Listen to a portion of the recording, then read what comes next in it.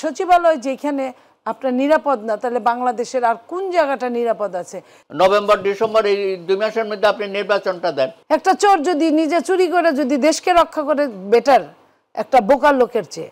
এখন যতটুকু না করলে না হয় সেটুকুর মধ্যেই থাকেন, কারণ বেশি করতে গেলে বুমেরাং হইতে পারে। তো তাদের নির্বাচন করতে দেরি হওয়ার কারণটা তো আমরা বুঝি না।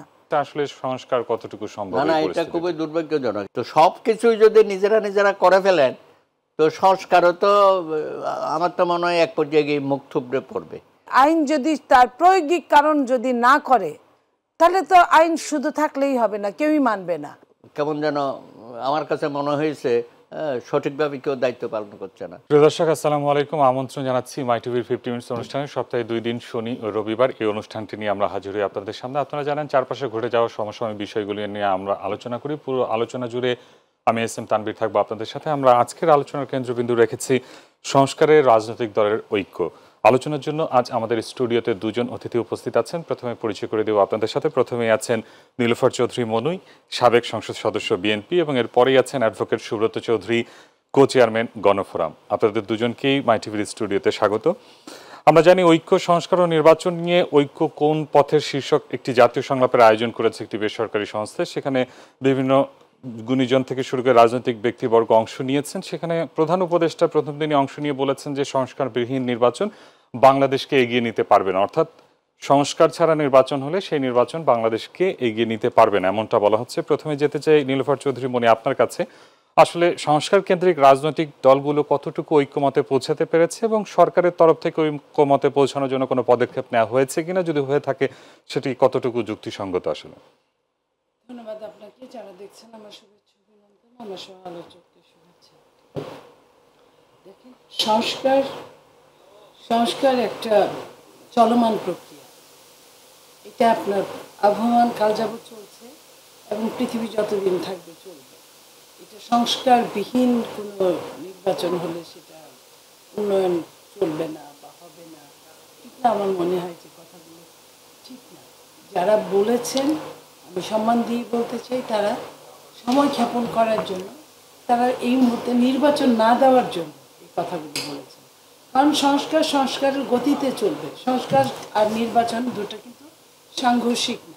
আপনার কাছে ফিরবো, একটু ফিরে আসতে চাই অ্যাডভোকেট সুব্রত চৌধুরী, আপনার কাছ থেকে। আসলে বলা হচ্ছে যে নির্বাচনের আগে যে সংস্কারটুকু প্রয়োজন, জামাতের পক্ষ থেকে বলা হচ্ছে সেই সংস্কারটুকু করার পরে নির্বাচন দিয়ে বাকি সরকার, রাজনৈতিক দল বাকি সংস্কারটুকু করবে। কিন্তু যে সংস্কারগুলো নির্বাচনের আগে প্রয়োজন, সেই সংস্কারের বিষয়ে রাজনৈতিক দলগুলো ঐক্যমতে পৌঁছাতে পেরেছে কিনা? আসলে না, রাজনৈতিক দলগুলো তো ঐক্যবদ্ধ আছে। আর কত ঐক্যমত দেখাবো আমরা? ওনারা যখন ডাকে রাজনৈতিক দলগুলো যায়, কথাবার্তা বলে আসে, ওনাদের কথা তো বলে না, আমরা আমাদের কথা বলে আসি। তারপরে ভারতীয় মিডিয়া যে সমস্ত অতিরিক্ত প্রচার করছিল, সেগুলো নিয়ে একটা জাতীয় ঐক্য আমরা দেখাই দিলাম। শুধু রাজনৈতিক দলগুলো দেখায় না, পুরোহিত আলেম তারা মিলেও তো গিয়ে দেখালো। তো আমরা তো ঐক্যমতেই আছি। এখন দেরি করলে তো ঐক্যের মধ্যে তো ফাটল ধরবে, এটাই স্বাভাবিক।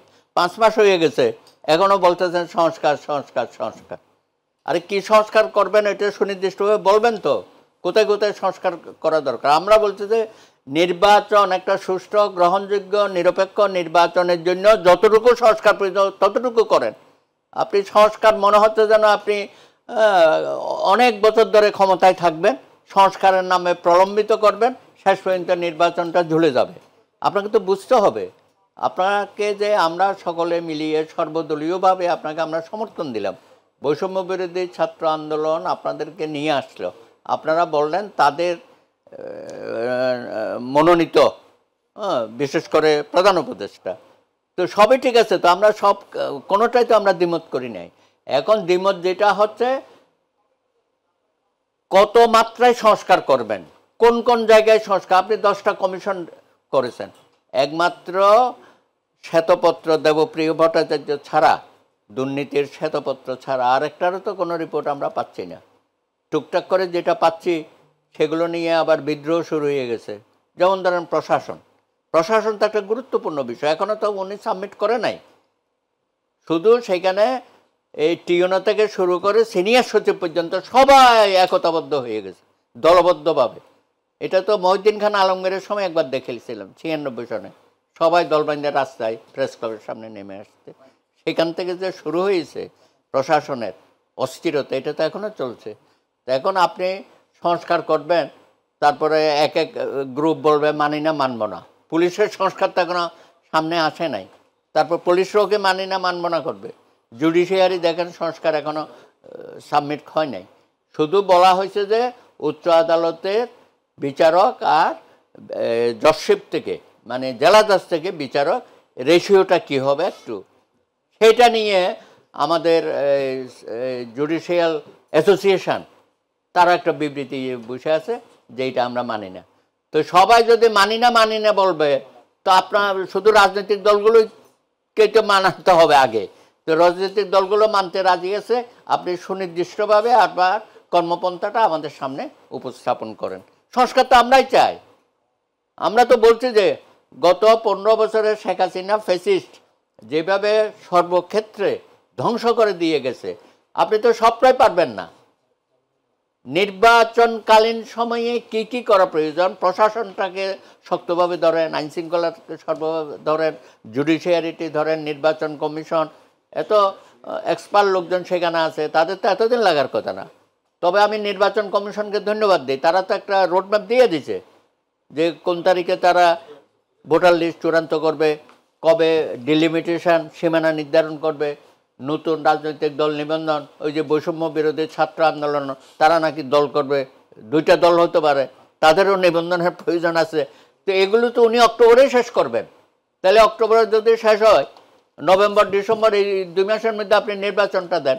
আপনি বললেন 2025-এর শেষের দিকে হবে, আরেকজন এসে বললো 30 জুন 2026, তো আরেকজন এসে বলবে যে 2027 হবে না 28 হবে। এত কথা তো আমরা শুনতে চাই না। আপনাদের নিজেদের মধ্যে যে আমরা একটা কোনো সমাজতা দেখতে পাচ্ছি না কাজের, তো সেটা গতিটা বাড়ান এবং ইমিডিয়েটলি জনগণের যে সমস্যাগুলো আছে, আর্থিক বাজার ব্যবস্থাপনা এবং আইনশৃঙ্খলা তো প্রত্যেক দিনে যেসব ঘটনা ঘটতেছে। আরে হৃৎপিণ্ড, আমাদের প্রশাসনের হৃৎপিণ্ড হচ্ছে সচিবালয়, সেখানে আগুন লেগে যায় এবং আগুন লাগছে মানে বিচ্ছিন্নভাবে 3 জায়গায় লেগেছে, এমন তা না যে এক জায়গায় হয়েছে। তার মানে কি এখানে কিছু একটা সামথিং রং। এখানে সরকারের ভিতরেই তো এই ধরনের কর্মকাণ্ড করার জন্য অনেকেই উৎপেতে বসে আছে, সেগুলো ঠিক করেন শক্ত হাতে দৃঢ়ভাবে। ইতিমধ্যে 5 মাস হয়ে গেছে, আমরা তো আপনাকে আরও 1 বছর সময় দিতে চাই। সুতরাং আপনি শুধু সংস্কার করবেন বলে বলে মূলা ঝুলাই রাখে তো লাভ নাই। আমরা তো মূলার পেছনে বেশি দিন দৌড়াতে পারবো না, কারণ আপনার এমন কোনো শক্তি নাই।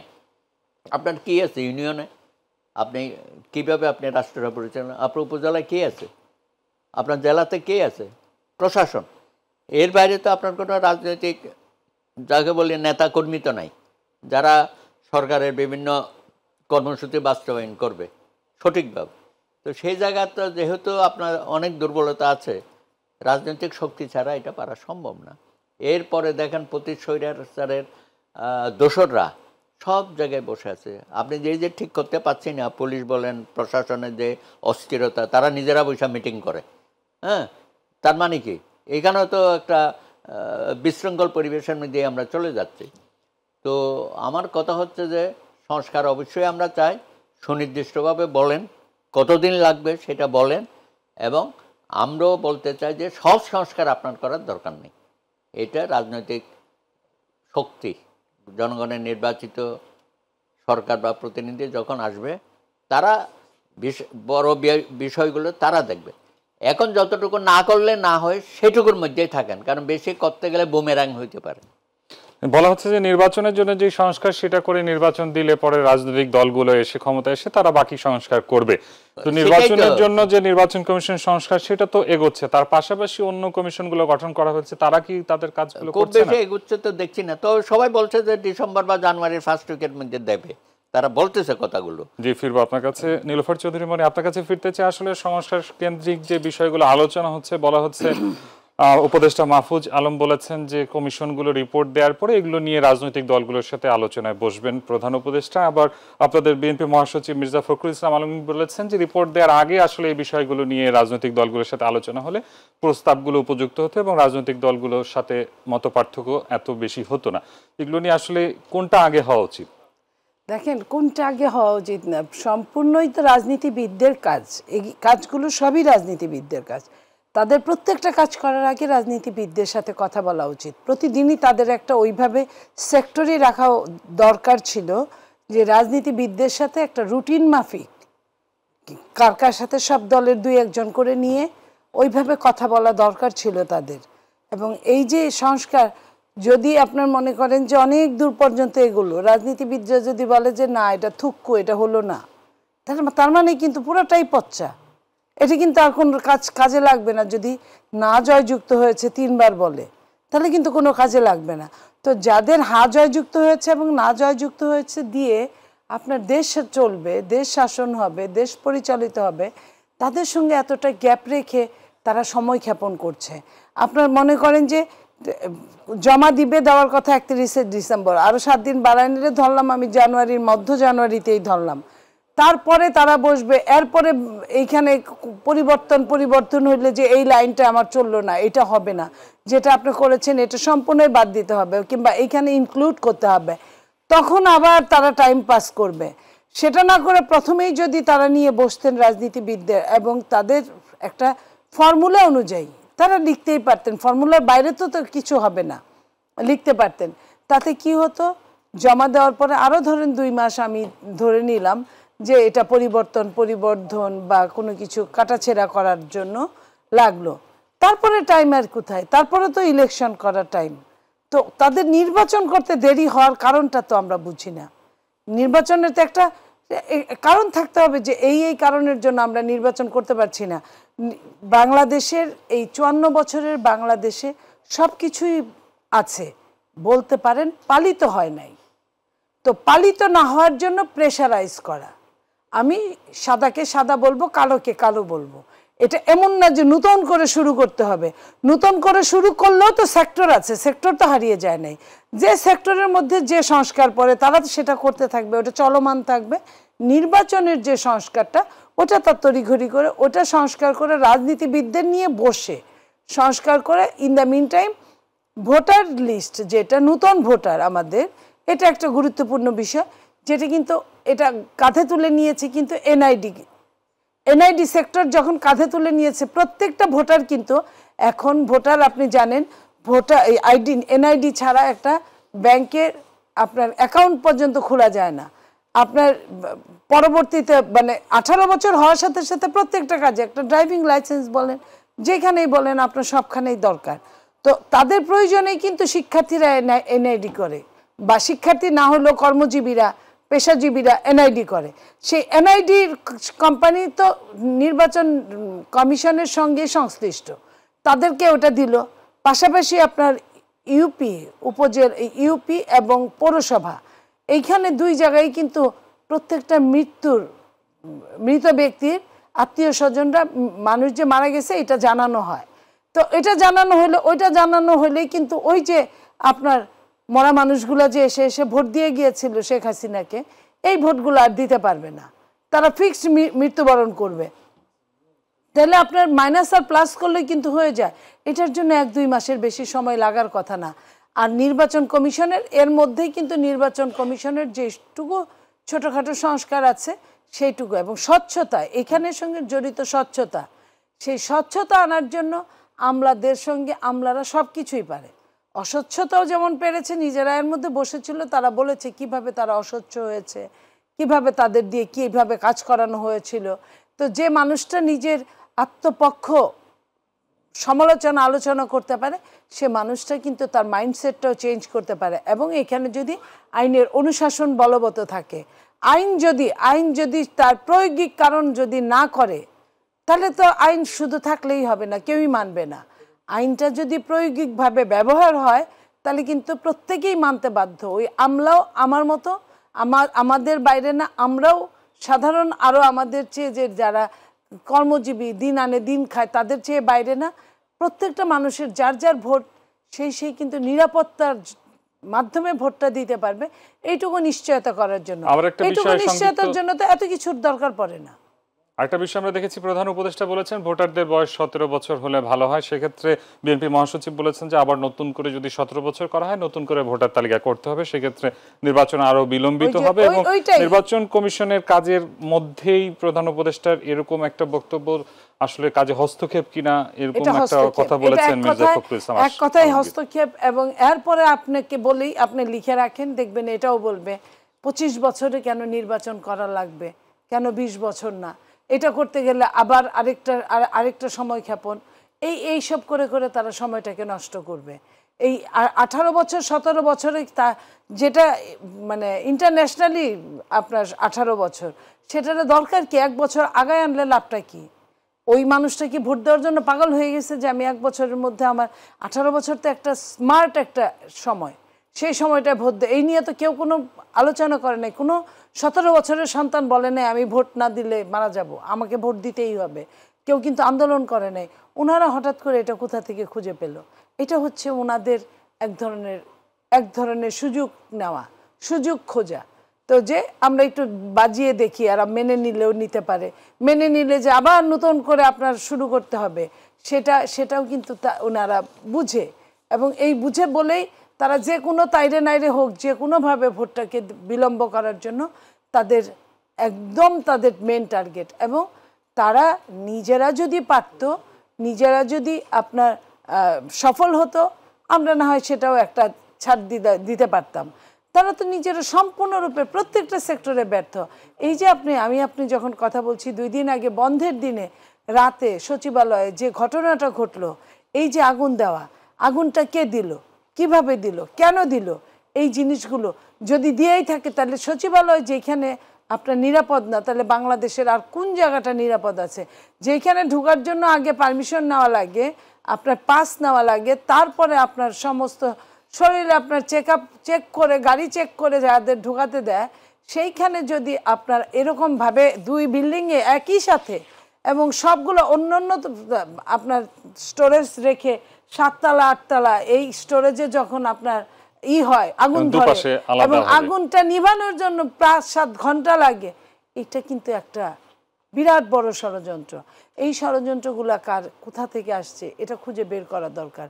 এবং এই ষড়যন্ত্র, তারা এত বড় ষড়যন্ত্র তারা রুখতে পারে না, তারা নর্মাল ষড়যন্ত্র রুখতে পারে না, তারা ঠিক মতো আইনের শাসন প্রয়োগ করতে পারে না, তারা দ্রব্যমূল্যের দাম কমাতে পারে না, তারা কোনটা পারে? এই যে মব জাস্টিস মানুষ হাতে তুলে নিছে, এখন এই যে যারা যে ছেলেমেয়েরা আন্দোলন করেছে, এখন তাদের লাশ খুঁজে পাওয়া যাচ্ছে, লাশ পাওয়া যাচ্ছে অনেকখানে। এই যে একজনকে মারতে গিয়ে 7 জনকে মেরে ফেলেছে, এই জিনিসগুলো, তো এই জিনিসগুলো আগে ঘটছে, এখনও যদি সমানই ঘটে, তাহলে তো আমরা তাদেরকে সফল বলতে পারি না। তো তারা নির্বাচন দিয়ে তাদের সুনামটা থাকতে থাকতে তারা চলে যাবে, এইটুকু। এবং এইখানে যিনি চিফ অ্যাডভাইজার, উনি ওয়ার্ল্ড ওয়াইড একজন পরিচিত ব্যক্তি। আমরা যে কোনোভাবেই হোক, আমরা চাই না তার চরিত্রের মধ্যে মিনিমাম কোনো কলঙ্কের দাগ লাগুক। কিন্তু বেশি দিন থাকলে কিন্তু এটা বেশিক্ষণ লাগবে না, কারণ তার অন্য হ্যান্ডসগুলো কিন্তু তাকে সহযোগিতাও করছে না। ওরকম যদি সহযোগিতাই হতো, তাহলে কিন্তু এই এত বড় বড় ঘটনাগুলো আমাদেরকে দেখতে হতো না। এই প্রতিদিনই একটার পর একটা, যে আগামীকালকে কি হয়, বিগত পতিত সরকার, স্বৈরাচার সরকার, ফ্যাসিস্ট সরকার, তারা থাকতে যে ঘটনাগুলো ঘটেছে, এখনও যদি সেই ঘটনাই ঘটে, তাহলে জনগণই 2 দিন পরে বলবে বা বলা শুরু করছে যে তাহলে কি লাভ হলো? আমাদের যদি নিরাপত্তাই না থাকলো জানের, আমাদের যদি আপনার কোনোখানে বাজার করতে গিয়ে যদি আমরা যদি 2টা পয়সা কমেই না পাইলাম, তাহলে আমাদের যদি প্রত্যেকটা সেক্টরে যদি সমানই সমস্যা হলো বা আরও বেশি হলো, তাহলে কি লাভ হলো আমাদের? এই এত আন্দোলন করে, এত জীবন দিয়ে, এত চোখ খুঁয়ে, এত শরীরের বিভিন্ন অঙ্গ প্রত্যঙ্গ খুঁয়ে, এই হাজার হাজার মানুষের রক্তের বিনিময়ে এই স্বাধীনতা তারা বলে দ্বিতীয় স্বাধীনতা। তো এই দ্বিতীয় স্বাধীনতা এনে আমার লাভটা কি হলো? এই কথাটা তো সবাই বলবে, 2 দিন পরে সবাই বলবে, মানে বলা শুরু করেছে। তাহলে তাদের প্রয়োজনেই তাদের উচিত নির্বাচনের ডেট দেওয়া, আর নইলে তারা যেই সংস্কারই করুক না কেন, এই সংস্কার কিন্তু সবশেষে আপনার তা আসল ঠিকানা খুঁজে পাবে কিনা। যেতে চাই অ্যাডভোকেট সুব্রত চৌধুরী, আপনার কাছে যেমনটি বিরতির আগে আমরা আলোচনা করছিলাম, বাংলাদেশের একটি স্পর্শকাতর জায়গা বাংলাদেশ সচিবালয়, যেখানে মন্ত্রী পরিষদ থেকে সচিবরা আসলে তাদের কার্যালয় রয়েছে, সেখানে 25শে ডিসেম্বর সারাদিন অফিস বন্ধ ছিল এবং রাতে অগ্নিকাণ্ডের ঘটনা ঘটে এবং অগ্নিকাণ্ডের যে বর্ণনা সেখান থেকে দেখা যাচ্ছে যে একই বিল্ডিং এর দুপাশে আলাদা করে আগুন লেগেছে। তো এটা নিয়ে বিভিন্ন রাজনৈতিক দল বিভিন্ন মন্তব্য দিয়েছে, কেউ কেউ বলছে ফ্যাসিস্ট সরকারের কাজ এটা, আবার বিভিন্ন রাজনৈতিক দল একজন আরেকজনের উপর দায় চাপাচ্ছেন, এরকম অনেক মন্তব্য এসেছে। আসলে এটা নিয়ে আপনার মতামত কি? আসলে না, এটা তো লেজে গোবরে অবস্থা। এমনি যে প্রশাসনিক কর্মকর্তাদের মধ্যে একটা অস্থিরতা চলতেছে এবং সেখানে তারা 2 দিন পর পরে একটা গ্যাদারিং করে, স্লোগান দিয়ে হইচই করে, ধাক্কাধাক্কি করে। অফিসার ক্লাবে বসেও সেখানে তারা সংঘবদ্ধ হয়। বিয়াম মিলনায়তনে বসে সারা বাংলাদেশের সবাই চলে আসছে। 20-25 বছর আগে যারা রিটায়ার করছে তারাও চলে আসছে, এখন যারা টিএনও ডিসি আছে, সিনিয়র সচিব আছে তারাও আছে, যারা ভবিষ্যতে প্রমোশন পাবে তারাও গেছে, বা যারা রেট্রোস্পেক্টিভ প্রমোশন পাবে, যারা ডিপ্রেপ ছিল শেখ হাসিনার আমলে, ওএসডি ছিল দীর্ঘ সময়, তো সবাই তো একাকার হয়ে গেছে। তা আমরা তো জানি যে সরকার পরিচালনায় প্রশাসন একটা বড় শক্তি, তাদের মাধ্যমেই তো আপনি ইমপ্লিমেন্ট করবেন। সংস্কার বলেন আর দেশ পরিচালনায় বলেন বা আপনাদের যে কোনো নীতি গুলো প্রতিষ্ঠা করার ক্ষেত্রে। কিন্তু এখন তো দেখা যাচ্ছে সেখানে একটা কেমন যেন আমার কাছে মনে হয়েছে সঠিকভাবে কেউ দায়িত্ব পালন করছে না। এখন তার সাথে আবার আগুন শুরু হয়ে গেল, এটা খুবই রহস্যজনক। এখন এখানে তো আমরা জানি যে কি পয়েন্ট ইনস্টলেশন কেপিআই, এইসবগুলোকে বলা হয় কেপিআই, এবং সেগুলো রক্ষণাবেক্ষণ 24 ঘন্টা করতে হয়। এবং সেখানে শুধু পুলিশ কর্মকর্তা না, আরও হয়তো এলিট ফোর্স থাকে, আনসার তো থাকেই, তার মধ্যে এই অবস্থা। তারপরে ধরেন এই যে ওখানে তো ফায়ার ব্রিগেডের ইউনিট আছে, নিশ্চয় 3-4টা আছে, সেগুলো কে কাজ করলো? বাইরের থেকে গেট ভেঙে ঢুকতে হলো। তো সব কিছু মিলিয়ে আমার কাছে মনে হচ্ছে এই সচিবালয়ের ভিতরেও যেন একটা ভূতের আসল লাগছে আর কি। হ্যাঁ, সব জায়গায় ভূত দেখা যায়, শস্যের মধ্যে ভূত বলে না, তো আমাদেরও অবস্থা হয়েছে তাই। এগুলোর ব্যাপারে তাদের তো আরও সজাগ হওয়া উচিত। তারপরে যারা দায়িত্বপ্রাপ্ত আছেন তারা তো বলছে যে আমাদের তো সব শেষ হয়ে গেল, নতিদাহ, আগে সতীদাহ হইতো, তো এখন বলে নতিদাহ হয়েছে। তো এখন এত যদি নতিদাহ হয় তো শেষ পর্যন্ত আপনাদের তো কাজকাম কীভাবে এগোবে? আমি শুনলাম যে এলজিআরডি উপদেষ্টা নাকি এখন ইয়েতে বসবে, সিটি কর্পোরেশন, ওখানে বসে অফিস করবে। এর বাইরে তো আরও 2-1টা মন্ত্রণালয় ক্ষতিগ্রস্ত হয়েছে। তো সরকার কেন সব কিছুর মধ্যে একটা ঢিমে তেতলা ভাব, তাদের গতিশীলতা দেখতে পাচ্ছি না। বিশেষত উপদেষ্টা যারা আছেন সবাই সম্মানিত লোক। তারপরে বৈষম্যবিরোধী ছাত্র আন্দোলনে যারা মাস্টার মাইন্ড ছিল তাদের অনেকেই উপদেষ্টা হয়েছেন, তারাও তো অত্যন্ত আন্তরিকতার সাথে কাজ করছে নিশ্চয়ই। কিন্তু একটা দূরত্ব সৃষ্টি হয়ে যাচ্ছে, রাজনৈতিক দলগুলোর সাথে দূরত্ব হচ্ছে, প্রশাসনিক কর্মকর্তাদের সাথে। এখন আইনশৃঙ্খলা বাহিনীর সাথে দূরত্ব সৃষ্টি হলে তো এটা আরও মারাত্মক হয়ে যাবে। সুতরাং সময় থাকতে আপনারা প্রত্যেকটা বিষয় পুঙ্খানুপুঙ্খ রূপে বিশ্লেষণ করেন।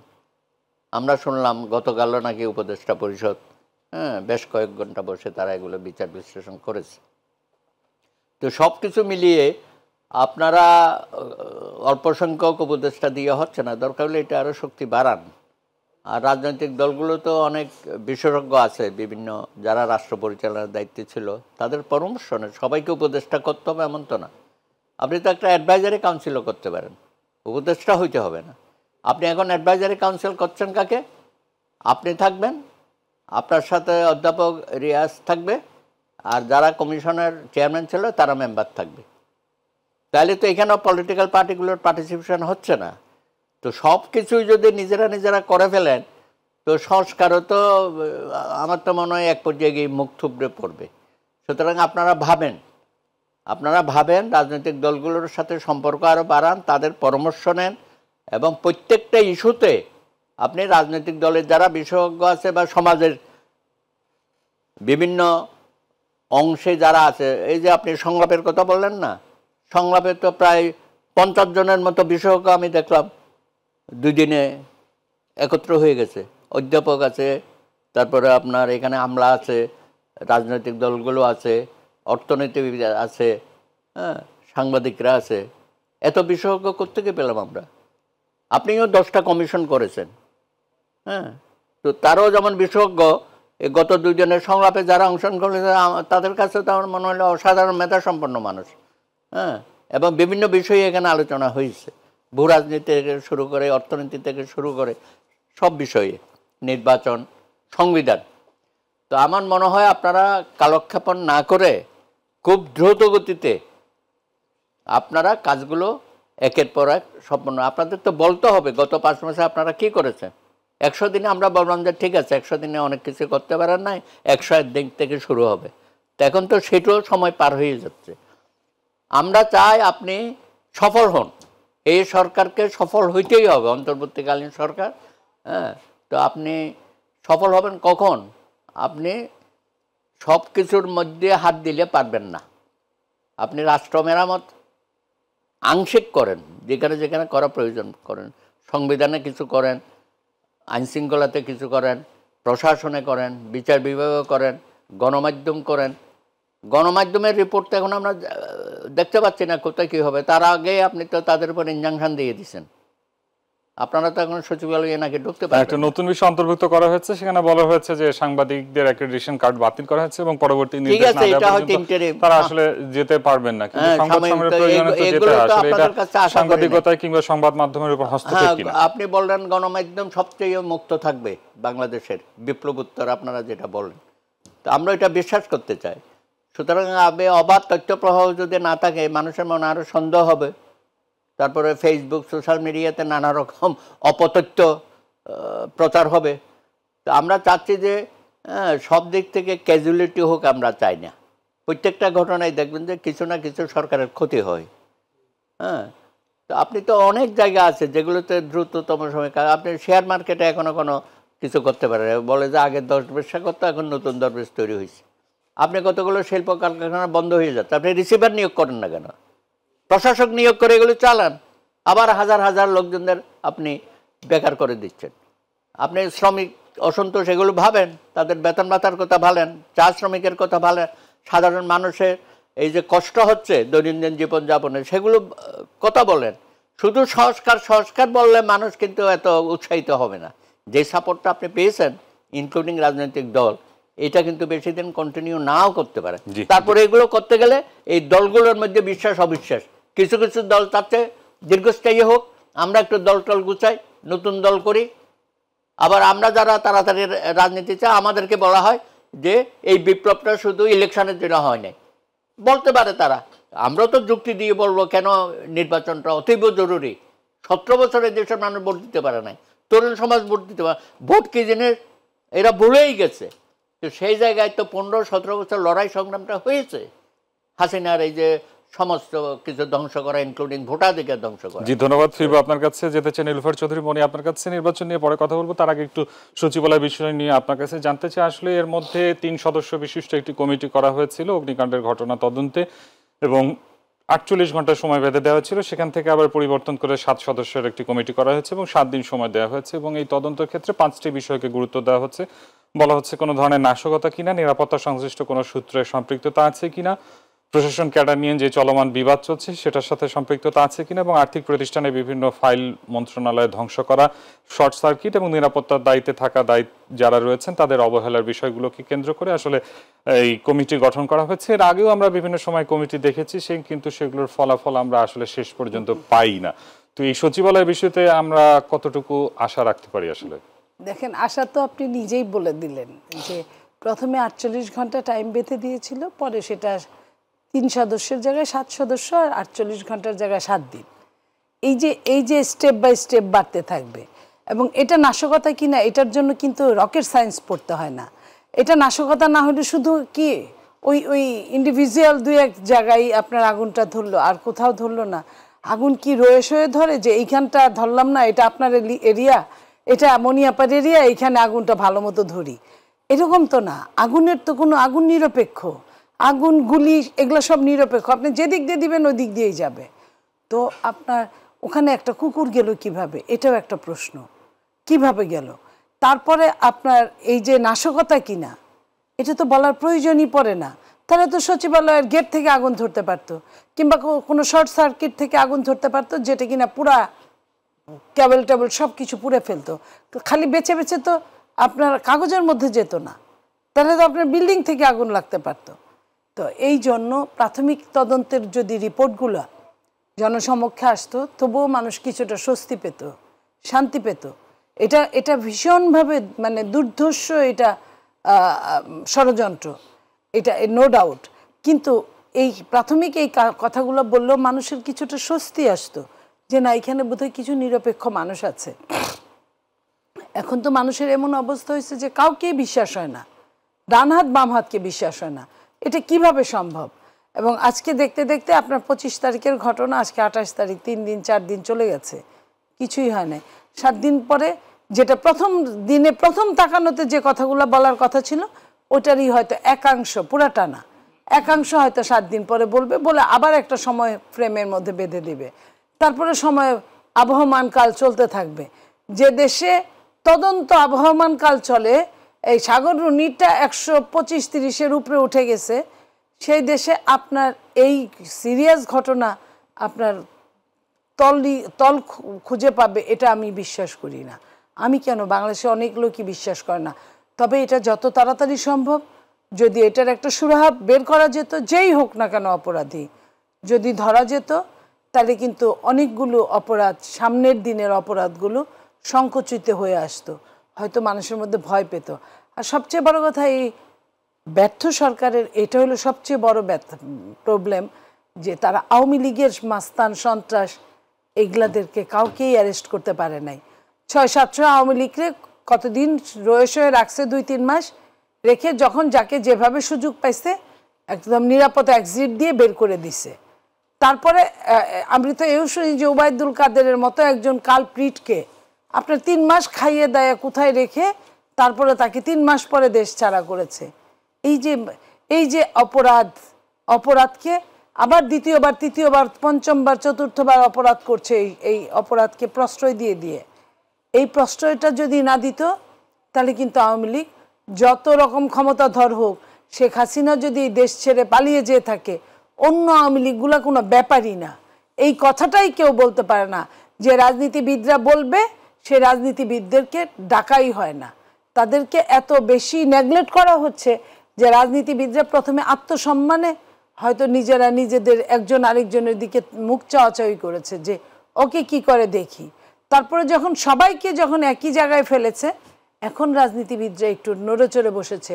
এবং আপনি দেখেছেন বিএনপির মহাসচিব অলরেডি বলেছে, ভাত এবং ভোটের যুদ্ধ আমাদের, বোধহয় আবার আরেকবার রাস্তায় নামতে হবে। এই কথা কখন বলে একটা এত বড় দলের মহাসচিব? বিএনপি চাইলেই বাংলাদেশে অনেক কিছুই করা সম্ভব, কিন্তু বিএনপি কিন্তু করে নাই। বরং বিএনপি নেতা জনাব তারেক রহমান সাহেব, উনি বলেছেন যে এই সরকারের ব্যর্থতা মানে আমাদের ব্যর্থতা।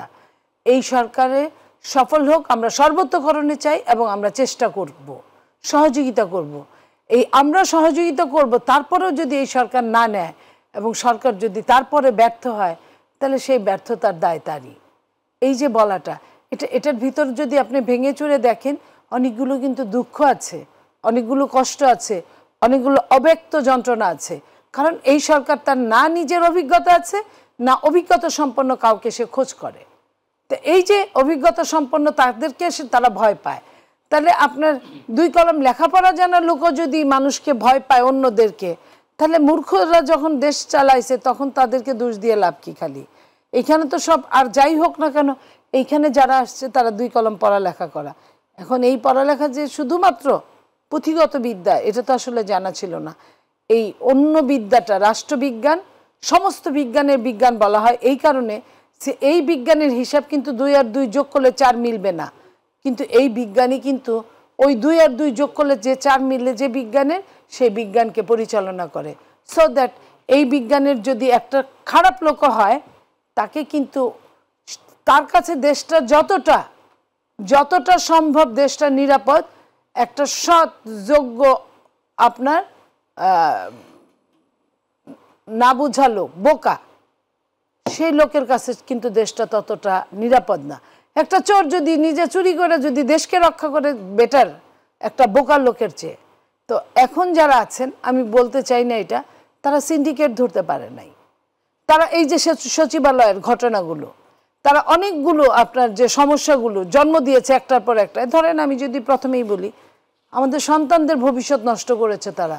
যে শিক্ষা নিয়ে আমরা এত কথা বলেছি, তাদের কাছে গিয়ে শিক্ষার কিন্তু আরও 12টা থেকে 1টা বেজে গেছে। আপনার শিক্ষা প্রথমেই এই সরকার আসার পরে শিক্ষার্থীরা, ইন্টারমিডিয়েটের শিক্ষার্থীরা বললো আমরা পরীক্ষা দিব না। তাদের তো বাবা শোনা বলে অনেক কিছু করানো যেত। আমি যদি 2 মাস কষ্ট করতে পারি, আরও 1 মাসের জায়গায় আরও 2 মাস আমি টাইম দিয়ে বেঁধে দিতে পারতাম, যে ঠিক আছে তুমি 2 মাস পড়ালেখা করো। এবং ম্যাক্সিমাম শিক্ষার্থীদের আপনার ঐচ্ছিক পরীক্ষা ছিল, বেসিক পরীক্ষাগুলো কিন্তু শেষ হয়ে গিয়েছিল। তো ঐচ্ছিক পরীক্ষার জন্য তো একটা পড়া তাদের ছিলই। তাদের যদি আরও 1 মাস এক্সট্রা দেওয়া হতো, যে তবু আমি এখানে আমি অনড় থাকবো, কারণ তোমরা তো আমাদেরই সন্তান, তোমরা সামনে অমানুষ হও, এটা আমরা চাই না। তো কি হইতো, তাহলে কিন্তু এই অটো পাসটা আর আসতো না। অটো পাসটা দেওয়ার পরে কি হয়েছে, যখন দেখছে আগের রেজাল্টের আগের কঠিন সাবজেক্টের পরীক্ষা দিছে, ওখানে নাম্বার কম পাইছে, ঐচ্ছিকগুলো যেটা বেশি নাম্বার পাইতো, সেখানে তারা যখন অনেকেই যখন যারা A স্টার পাওয়ার কথা পায় নাই, A পাওয়ার কথা পায় নাই, B পাওয়ার কথা পায় নাই, যে স্টেপ বাই স্টেপ তারা যখন আবার আন্দোলন করছে আমাকে নাম্বার বাড়ায় দাও। এই যে সমস্যা, একটা সমস্যার জন্য, একটা মিথ্যে কথার জন্য হাজারো মিথ্যে কথা বলতে হয়, একটা সমস্যার জন্য হাজারো সমস্যার সৃষ্টি করতে হয়। একজনে বলছে যে আগে সরকার যে এই যে আলু ভর্তা বানানো, তারপরে কিভাবে রুটি বানায়, কিভাবে ডিম ভাজে, এটা যে শিখাইছিল পড়ালেখা বাদ দিয়ে, তাও তো আমার ছেলে তো একটা রাস্তার মধ্যে একটা হোটেল, খারাপ ইটালি হোটেল দিয়ে খাইতে পারতো। এখন তো ওইটাও নাই, এটাও নাই। এই যে জায়গাটা, এই যে কোনো একটা জায়গায় আপনার মানে সুন্দর কোনো সলিউশন নাই। তো এই যে ব্যর্থ সলিউশন দিয়ে আমরা কতটুকু থাকবো। জনাব অ্যাডভোকেট সুব্রত চৌধুরী, আপনার কাছে যেতে চাই, আসলে সংস্কার কমিশনগুলো তাদের যে প্রস্তাবনা জমা দেওয়ার আগেই সেগুলো জানাজানি হয়ে যাচ্ছে, এবং আমরা দেখেছি যে এগুলো নিয়ে বিতর্কও তৈরি হচ্ছে। বিশেষ করে জনপ্রশাসন সংস্কার কমিশনের খসড়া প্রস্তাব ঘিরে পুরো প্রশাসন উত্তাল হয়ে উঠেছে। এখন আসলে প্রস্তাবনাগুলো জমাই দেওয়া হয়নি, সেগুলো জমা দেওয়া হবে সরকার, তারপরে সেগুলো নিয়ে রাজনৈতিক দলগুলোর সাথে বসে আলোচনা হবে, তারপরে বাস্তবায়ন। এই মুহূর্তে আসলে জমা দেওয়ার আগেই যেগুলো নিয়ে বিতর্ক সৃষ্টি হচ্ছে, আসলে সংস্কার কতটুকু সম্ভব? না, এটা খুবই দুর্ভাগ্যজনক। এটা তো খুবই সিক্রেট বিষয়, রাষ্ট্রীয় গোপনীয়তা রক্ষা করা দরকার। তো অনেক সময় সংস্কার কমিশনের চেয়ারম্যান বা সদস্যরা কিছু কিছু কথা বলেন, যেমন বদিউল আলম মজুমদার কিছু কথা বলে, কিছু ধারণা দেয়। অন্যান্য গুম কমিশন তারাও কিছু কিছু বলে, তারা তো একটা রিপোর্ট অলরেডি জমা দিয়েছে। বিচার সংস্কার কমিশন একটা প্রাথমিক রিপোর্ট দিয়েছে, অন্যরা প্রাথমিক রিপোর্ট দিয়েছে কিনা আমার জানা নাই। ওই যে প্রশাসনে একটা বুদবুদ বেরিয়ে গেছে আর কি, এক বুধ যেহেতু কুপকাত, এবং শেষ পর্যন্ত চেয়ারম্যানের পদত্যাগ চাচ্ছে। এটা কি বলবো, এটা একজন এত একটা কি বলবো বিশেষজ্ঞ, হ্যাঁ, এবং তার মেধাসম্পন্ন মানুষ মহিত চৌধুরী, তো তাকে যদি পদত্যাগ করতে বলে, তাহলে অন্যান্য কমিশনকে তো পদত্যাগ তো আরও বেশি বেশি স্লোগান উঠবে আর কি। আপনাকে আমি বলেছি যে একইভাবে ওই যে বিচার সংস্কার কমিশনের মধ্যেও একটা বেরিয়েছে, ওই হাইকোর্টের জাজ আনুপাতিক ডিস্ট্রিক্ট জাজ কীভাবে হবে, সেটা নিয়েও তাদের অসন্তুষ্টি শুরু হয়ে গেছে। সুতরাং অ্যাকচুয়ালি যারা ওখানে দায়িত্ব পালন করছে, এই ধরনের কোনো তথ্য বাইরে বেরিয়ে আসুক, এটা উচিত হয় নাই। প্লাস তারা জমা দিলে পরে তখন যদি উপদেষ্টার কার্যালয় থেকে কিছু বলে, যেটা শ্বেতপত্র সম্পর্কে আমরা জানলাম যে সবাই বলেছে, দেবপ্রিয় ভট্টাচার্য কিছু আকার ইঙ্গিতে কথা বলেছে। তো আমার মনে হয়, যেমন সংবিধান সংস্কারের কথাটাই বলি, আপনারা তো প্রথমে আশা বললেন যে সংবিধান ছুঁড়ে ফেলে দেব, পুনর্লিখন হবে ইত্যাদি অনেক কথা বললেন। ইদানিং আবার দেখি বৈষম্য বিরোধী ছাত্র আন্দোলন যারা নাগরিক কমিটি করেছে তারা দেখি আবার এর কথা বলতেছে, এই গণপরিষদের নির্বাচন। আবার কেউ কেউ বলতেছে যে না, এগুলো নিয়ে আমরা ইয়েতে যাব, গণভোটে যাব। তো পুরা বাংলাদেশে তো একটা বিশৃঙ্খলা সৃষ্টি করবে তারা এক একজন। এই যে আমি বললাম না, রাজনৈতিক দলগুলোর মধ্যে এই সুযোগটা তো তারা করে দিচ্ছে, সরকার। আমরা নিজেরাই তো একে অপরের মতৈক্য না করে মতানৈক্য সৃষ্টি হয়ে যাচ্ছে। তার মধ্যে তো কয়েকটি দল যেভাবে কথাবার্তা বলে যে ওনারা আর সেনাবাহিনী হচ্ছে একমাত্র দেশপ্রেমিক, আর সব ভেসে আসছে আর কি। তো এই ধরনের কথাবার্তা বলা, আবার ওই যে আমাদের তরুণ সমাজ, তারা তো একবারে এমন সব কথাবার্তা বলছে যে তারা এখন রাজনৈতিক দলগুলোকেও নানানভাবে আলোচনার মধ্যে নিয়ে আসছে। আবার বলতে যায় না, নাগরিক কমিটি রাজনৈতিক দল হবে না, 2টা রাজনৈতিক দল হবে হয়তোবা, এইসব কথা বলতেছে। এখন কি বলেন, এইসব আমাদেরই তো সন্তান।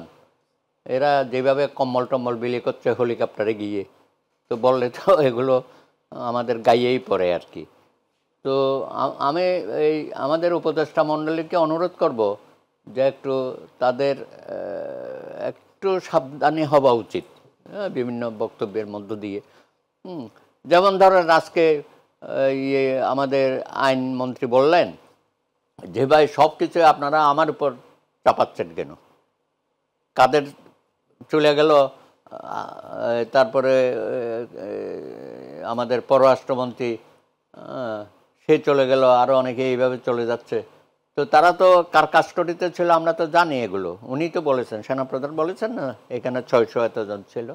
তারপর এক এক করে বেরোচ্ছে, কাউকে আটকানো হচ্ছে, কাউকে আটকানো হচ্ছে না। কারা ছিলেন সেরকম কোনো স্পষ্ট ধারণা তো তিনি দেন না, উনি তো নাম দেয় নাই, কিন্তু ধীরে ধীরে তো এগুলো জানা যাবে। তো যেমন এই আনিসুল হক এবং দরবেশ, এরা তো ওখান থেকেই বেরোচ্ছে আসলে। বেরোনোর পরে তারপরে আইনশৃঙ্খলা বাহিনীর হাতে চলে গেল। তো কথা হচ্ছে এটা তো স্বরাষ্ট্রমন্ত্রী বা আইজিপি তাদের দায়িত্ব। এটা তো আমি আসিফ নজরুল সাহেবকে দোষ দিয়ে তো লাভ নাই, উনি তো একটা আইন মন্ত্রণালয়ের দায়িত্ব আছে। কিন্তু আমরা অনেক সময় দেখি যে সব কিছু আসিফ নজরুলের হাতে পড়ে যায়। তারপরে ধরেন এই যে বিচারের গতি আসতেছে না,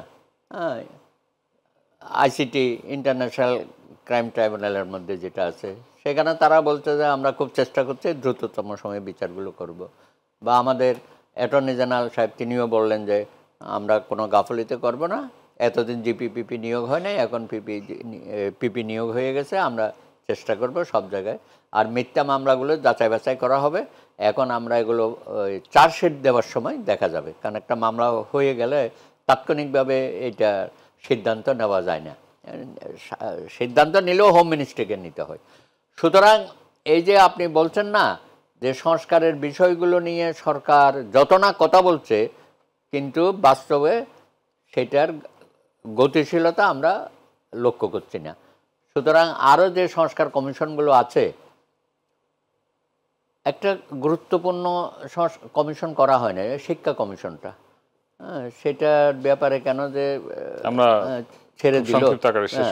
তো বিষয়টা হচ্ছে এগুলো তো দেখতে হবে। আপনি বাজার নিয়ন্ত্রণের এটাও তো একটা কমিশন করা যেতে পারতো। আপনি ওখানে নিয়ে আসলেন বসির সাহেবকে, কেউ কেউ বলে উনি তো সিন্ডিকেটের মেম্বার, মেবি, যেহেতু উনি ব্যবসা বাণিজ্য করে, ওরা তো ওদের স্বার্থই রক্ষা। সিন্ডিকেট কারা সেটা যদি সরকার খুঁজে বের করতে না পারে, এটা তাদের চরম ব্যর্থতা। জি, আপনাকে ধন্যবাদ জনাব নীলুফার চৌধুরী মনি। আপনার কাছে যেতে চাই একই বিষয়ের সাথে কিছু অ্যাড করতে চাই। স্বাস্থ্য ও শিক্ষাকে ক্যাডার সার্ভিস থেকে আলাদা করার প্রস্তাবে ক্ষুব্ধ হয়ে উঠেছে স্বাস্থ্য ও শিক্ষা সহ অন্য ক্যাডার সংগঠনগুলো। সংবিধান সহ বিভিন্ন ক্ষেত্রে কমিশনের সংস্কার প্রস্তাব বাস্তবায়ন নিয়েও বিতর্ক তৈরি হয়েছে। এরকম উদ্ভূত পরিস্থিতিতে আসলে সংস্কার বাধাগ্রস্ত হচ্ছে কিনা, কিংবা কতটুকু সংস্কার সম্ভব? আমি তো আপনাকে আগেই বলেছি যে সংস্কারগুলো তারা নিজেরা করতে চায়, তারা নিজেরাই তো বাংলাদেশ না। বাংলাদেশে প্রতিনিধিত্ব থাকতে হবে, সেই প্রতিনিধিত্বদের বাদ দিয়ে সংস্কার করলে তো প্রথমে করার পরে আমি বলি আগে যদি বাধাগ্রস্ত হয় সেটা দেশের জন্য, দলের জন্য, সময়ের জন্য মঙ্গল। কিন্তু করার পরে যদি বাধাগ্রস্ত হয় তাহলে কিন্তু সময়টাও গেল, অর্থ গেল, দেশের নেতারা এবং এই বর্তমান যে অন্তর্বর্তীকালীন সরকারের মধ্যে চরম একটা টানাপোড়েন চলতে থাকলো। এগুলো কারোর জন্যই ভালো না।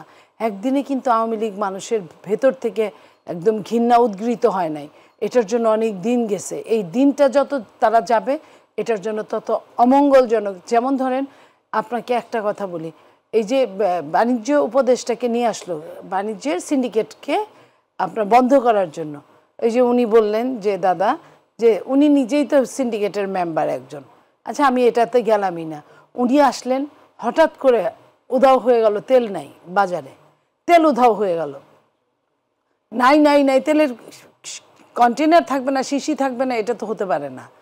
খোলা তেল বিক্রি শুরু হলো, তেলের দাম যে যেভাবে পারলো নেওয়া শুরু করলো, আচ্ছা ফাইন। তারপরে 8 টাকা তেলের লিটারে বেড়ে গেল দাম, একটা সুরাহা হলো, হওয়ার পরে পরের দিন সব বোতল আবার অ্যাভেলেবেল হয়ে গেল। তো এই বোতলগুলো কোথায় ছিল যেটা আগের দিন পাওয়া গেল না? কোথায় ছিল? এই যে শুভঙ্করের ফাঁকিটা, এই ফাঁকিটা ধরার জন্যই আমরা বলতেছি ওনারা ব্যর্থ হচ্ছে। ব্যর্থতার চরম পর্যায়ে আমরা এখনো বলি নাই, কিন্তু ওনারা ব্যর্থতা পর্যবসিত হচ্ছে। এখন ওনারা যদি আমাদের শত্রু মনে করে তাহলে আমাদের ঠোঁট বন্ধ করে রাখার চেষ্টা করবে, মুখ বন্ধ করে রাখার স্কচ টেপ দিবে, অ্যারেস্ট করবে, যেটা শুনছি এরকমও হচ্ছে যে অনেকেই বিপক্ষে কথা বলার জন্য তাদের অনেকেই বলা হয়েছে যেন না বলা হয়। এবং সাংবাদিকরা আপনারা কিছুই লেখেন না তাদের বিপক্ষে, এবং কোথা থেকে আপনারা এত তেল মারেন আমি জানি না, যে তেলে তেলে সয়লাভ হয়ে যাচ্ছে বৈষম্য বিরোধীদেরকে, তাদেরকে প্রশাসন আপনার তেল মারছে, তেলে তেলে তাদেরকে স্কট দিয়ে নিয়ে যাচ্ছে, তাদেরকে আপনার আগে মন্ত্রী মিনিস্টারদের যেভাবে নিয়ে যেত তাদেরকে ওইভাবে। একদিনে আপনার একটা উপদেষ্টা, বাচ্চা উপদেষ্টা যে কিনা 800 মিটার দৌড়ে রেজে ফার্স্ট হওয়ার কথা, তার চেহারার গঠন দেখে মনে হয় সে কিনা 28 বার হেলিকপ্টারে উঠছে। এটা কি বোঝা যায়? 100 টাকার কম্বল দেওয়ার জন্য আপনার লাখ টাকার হেলিকপ্টারে। সাংবাদিকদের বিষয়টা আপনি যেমনটা বললেন, আমাদের উপরেও তো আসলে বিভিন্ন সময় নিষেধাজ্ঞা দেওয়া হয়েছে। অ্যাক্রেডিটেশন কার্ডের আগেও বাতিল করা হচ্ছে, আবার কিন্তু এখন সচিবালয়ের প্রবেশ অ্যাক্রেডিটেশন কার্ড বাতিল করা হচ্ছে, এবং বিভিন্ন সময় আপনাদের এটার জন্য তো আপনাদেরও কথা বলতে হবে। আপনারা যদি ওইটা ধরে নেন, মেনে নেন, এর আগেও মেনে নিয়েছিলেন, নিয়ে কি হয়েছিল? আপনারা হলুদে পর্যবসিত হয়েছিলেন। এখনো যদি এই মেনেই নিতে থাকেন তাহলে কিন্তু এবার হলুদের পরে কি থাকে আপনাদের জন্য আরো কোনো রং ছাপাবে কিনা আমি জানি না। এটা তো সাংবাদিক মানেই তো প্রতিবাদ করা। সাংবাদিক রাজনীতিবিদ না, কিন্তু রাজনীতিবিদের চেয়েও বড় দায়িত্ব। সেই কথাগুলোই আমরা বলছি যে আপনারা চুপ করে আছেন, আপনারা কিছুই লেখেন না, কিছুই তাদের বিপক্ষে বলেন না। আপনারা এমনভাবে কথা বলেন যে সাপের চোখ নাই, কান নাই, ছুটে না, হাঁটে না, এরকম একটা টাইপের আপনারা, যে ওই টাইপের সকল বিষয় তো আমরাই তুলে ধরছি, সাংবাদিকরাই তুলে ধরছেন। তুলে ধরলে আপনার এই অবস্থায় হতো না। আর যত আমরা চৌকসভাবে যত সমালোচনা করব, হয় তারা ভালো হবে, না হয় তারা বাতিল হবে। আমরা কিন্তু বাতিল হওয়ার পক্ষে না, আমরা ভালো হওয়ার পক্ষে। যে কারণে আমরা সমালোচনা করতে চাই। তাদের সমালোচনা করা মানে তো আত্মসমালোচনা করাই। আরেকটা জিনিস আপনি মনে রাখেন, কথায় কথায় তারা বলে আমরা তো জনগণের সরকার। কোন জনগণ তাদেরকে নিয়ে আসলো বলেন তো দেখি? জনগণ কি ভোট দিয়েছে? একমাত্র জনগণ ভোট দেওয়া ছাড়া জনগণের কোনো সরকার হতে পারে না। হ্যাঁ, তারা বলতে পারতো আমরা বিপ্লবের সরকার, বিপ্লবটাই তো মানছে না, তারা নিজেরাই তো লঙ্ঘন করছে বিপ্লবের। আজ পর্যন্ত তারা অ্যাকুরেট বলতে পারে বিপ্লবে কত সন্তান আমাদের শহীদ হয়েছে? বলতে পারে না। ওই নিয়ে তাদের মাথা ব্যথাও নাই। যে ছেলেটা নিজে মার খাইছে, যার হাত নাই পা নাই, সে কিন্তু বাপের জমি বেচে শেষ পর্যন্ত চিকিৎসা করতেছে বা ভিক্ষাবৃত্তি করে চিকিৎসা করতেছে, তারা কিন্তু ওইভাবে চিকিৎসাও ওইভাবে পাচ্ছে না। তো সেইখানে তারা ওই সুবিধাটা নিচ্ছে।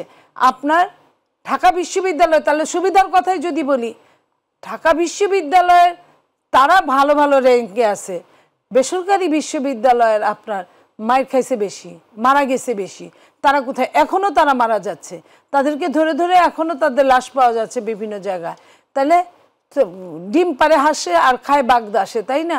বাগদাসদের এখনই ধরা উচিত, না ধরলে এটা আরও বড় হবে। এবং তারা যেটা ভাবছে যে নির্বাচন যতটা সম্ভব লেন্দি করব, এটা তারা বোকার রাজ্যে বসবাস করছে। শেষে কি হবে? নির্বাচন তাদেরকে দিতেই হবে, শুধুমাত্র তাদের সঙ্গে মন কালাকালি হবে, তাদের সঙ্গে সম্পর্ক নষ্ট হবে। এবং তাদের সঙ্গে সম্পর্ক নষ্ট হতে হতে এমন না হয় তারাও দেশে অকেজো হয়ে যাবে। যেমন আমরা 1/11 দূষরদের কিন্তু এখন বাংলাদেশে দেখি না। প্রধান উপদেষ্টা কিন্তু নির্বাচনের কথা বলেছেন যে 26-এর শেষে অথবা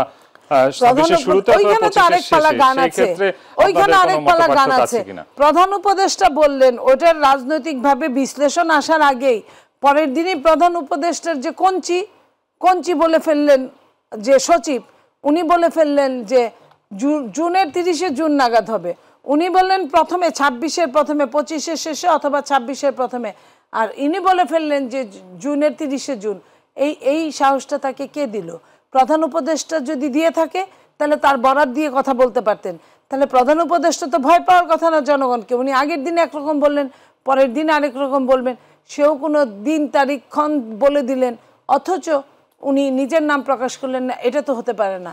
আবার পরের দিনই আপনার আরেক উপদেষ্টা বললেন নির্বাচন নাকি, যত নির্বাচন আমরা করি তত নাকি তাদের উন্নয়ন কর্মে বাধাগ্রস্ত হয়। তারা কি উন্নয়ন কর্ম করলেন যে তারা বাধাগ্রস্ত হচ্ছেন?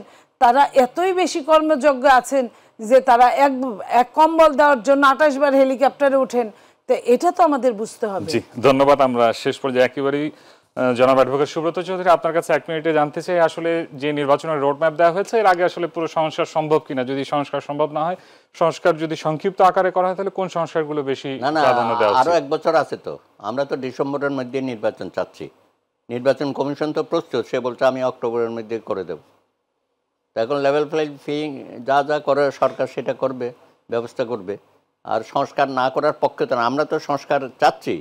তো যেটুকুন করার প্রয়োজন সেটুকুন করেন, ডিসেম্বরের মধ্যে যতদূর করা যায়। এই ডিসেম্বরে নির্বাচনে সব রাজনৈতিক দল ঐক্যমতে পৌঁছাতে পেরেছে কিনা আসলে এটা সবাই মেনে নিয়েছে কিছু না। হ্যাঁ, কেউ কেউ তো চাইবে যে আমি আরো সময় নিই, আমি আরো মাঠটা গুছাই, আমি দলটা করি, দলের সমর্থনটা তৃণমূলে নিয়ে যাই। এগুলো করতে করতে আরো 5 বছর চলে যাবে। কিন্তু নির্বাচনটা না হলে পরে জাতি আরেকটা গভীর সংকটে পড়বে। আমরা তো 53 বছর ধরে এক সংকট পার হচ্ছি, এবং সর্বশেষ 24 জুলাইয়ের গণ অভ্যুত্থানের মধ্য দিয়ে যে একটা ফেসিবাদকে আমরা পতন করলাম, সে তো শুধু 36 দিনের আন্দোলনে তো হয় নাই। এই তো 15-17 বছর ওনারা রাজপথে ছিলেন, মামলা খেয়েছেন, কারারুদ্ধ হয়েছেন, ব্যবসা বাণিজ্য নষ্ট হয়েছে, অনেকেই আহত হয়েছে, নিহত হয়েছে, গুম হয়েছে হাজারে হাজারে। সুতরাং এত ত্যাগ করার পরে আবার যদি একটা সুষ্ঠু নির্বাচনের জন্য আমাদের অপেক্ষা করতে হয়, এটা তো মেনে নেওয়া যায় না। সুতরাং সংস্কারটা এমন কোনো বায়বীয় বিষয় না যে সংস্কারের কথা বলে বলে আমি সময় কালক্ষেপণ করব আর ক্ষমতাকে আঁকড়ে থাকবো, এটা তো হইতে পারে না। যারা আঁকড়ে থাকার চেষ্টা করেছে তারা কিন্তু শেষ পর্যন্ত পালিয়ে গেছে। আপনি 111 দেখেন। জি, আপনাদের দুজনকে অসংখ্য ধন্যবাদ আমাদের অনুষ্ঠানে উপস্থিত হওয়ার জন্য। প্রিয় দর্শক, কথা বলছিলাম সংস্কারের রাজনৈতিক দলের ঐক্য বিষয়কে সামনে রেখে। আসলে আবারও শেষ করতে চাই, প্রথম যে কথাটা বলেছিলাম, প্রধান উপদেষ্টা বলেছেন সংস্কারবিহীন নির্বাচন বাংলাদেশকে এগিয়ে নিতে পারবে না। আসলে সংস্কারের জন্য যে কমিশনগুলো গঠন করা হয়েছে সেই কমিশনগুলো রিপোর্ট দেওয়ার পরেই উপদেষ্টা মাহফুজ আলম বলেছেন যে সরকার প্রধান রাজনৈতিক দলগুলোর সাথে বসবেন এবং মতৈক্যে পৌঁছানোর পরেই আসলে নির্বাচনকে বিলম্বিত করতে গিয়ে সংস্কার এবং নির্বাচন যেন মুখোমুখি না হয় সেটাও খেয়াল রাখতে হবে সরকার এবং রাজনৈতিক দলগুলোকে। সংস্কারের মাধ্যমে একটি উপযুক্ত নির্বাচন সকলেই আশা করছে, রাজনৈতিক দল থেকে শুরু করে সাধারণ মানুষ। এই ছিল আমাদের আজকের আলোচনা। এতক্ষণ সঙ্গে থাকায় সবাইকে ধন্যবাদ। শুভরাত্রি।